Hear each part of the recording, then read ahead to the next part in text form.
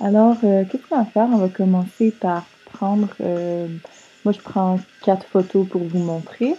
Qu'est-ce qu'on va faire? C'est que n'importe quel, logiciel que vous avez pour rogner des photos, on va l'utiliser. Moi je vais essayer de vous montrer, un de face, un, comme ça ici, on va essayer d'y aller avec le mur.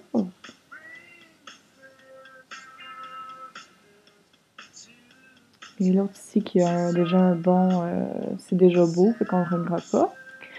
Et lui ici, on va avoir besoin de le rogner et il est pas complètement droit, fait qu'on va faire une rotation pour que la ligne du chandail soit vraiment droite dans la photo, puis que c'est pas mal ça. Fait que là, on va ouvrir GIMP, qui est un logiciel gratuit en passant.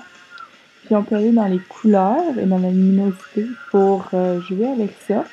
Mais là, faites attention de ne pas vous envoyer trop de luminosité ou de contraste dans la gueule parce que vous allez finir par plus être capable de voir rien, comme vous voyez.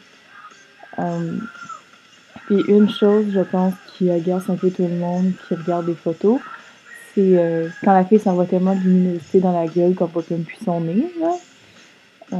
En tout cas, moi, ça m'agace, là. Alors, j'ai décidé d'y aller avec des couleurs un petit peu moins vives pour celle-là. Donc, je vais aller chercher ma technique d'ombre et lumière d'effet d'éblouissement. C'est vraiment génial. J'adore vraiment beaucoup cet effet-là et j'utilise souvent dans les photos que je fais moi-même. En fait, ce que ça fait, c'est que l'effet d'éblouissement, comme vous savez, c'est l'espèce de petit rond que vous voyez quand il y a beaucoup de lumière. Puis bien ça en génère automatiquement. Alors, comme vous voyez, il y a des petits ronds maintenant. Juste ici. Et maintenant, on va commencer, on va regarder, voir si jamais le modèle est bien placé, bien stratégiquement rangé. C'est moi, en fait. Alors là, je vais venir chercher mon outil de main pour aller, vous faites juste aller frotter sur les imperfections et il s'en aille. Je mets ma signature, j'enregistre. Et puis, on va refaire les mêmes étapes, la couleur, la saturation, la luminosité, le contraste.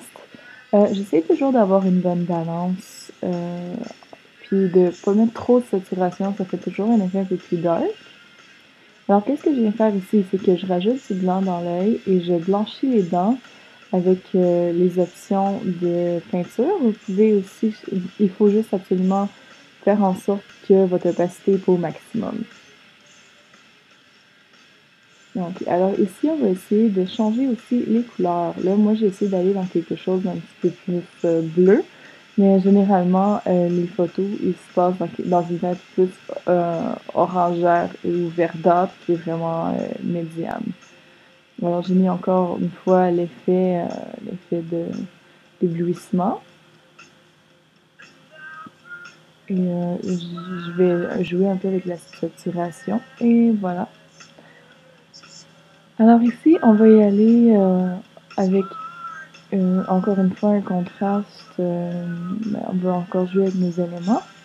Puis ici, on va faire quelque chose de différent. On va aller chercher les couleurs et on va aller dessiner dans l'œil avec une opacité quand même assez faible de 50%.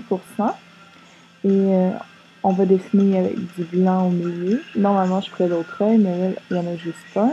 Et là, on va encore utiliser l'outil de la main pour blender la couleur dedans. Comme ça fait vraiment des beaux reflets dans l'œil. Ça fait comme si on avait vraiment pris une belle photo d'œil quand même. C'est pas vraiment le cas. C'est l'envie qui s'anime, nos maillots prennent le bord, et nos corps s'enracinent, encore et encore.